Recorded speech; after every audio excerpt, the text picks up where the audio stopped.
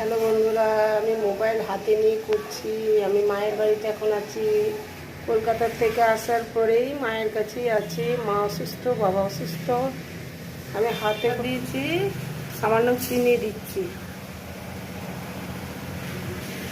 এই মাংসটার মধ্যে জিরে, আদা, রসুন, পেঁয়াজ সব দিয়ে, লঙ্কা গুঁড়ো, সর্ষের তেল দিয়ে মাখিয়ে নিয়েছি। আমি প্রথমে মাখিয়ে রেখে দিয়েছি বন্ধুরা। আমি তাড়াহুড়ো করে দেখাতে পারছি না, এদিকে বাবা পুড়ে গেল।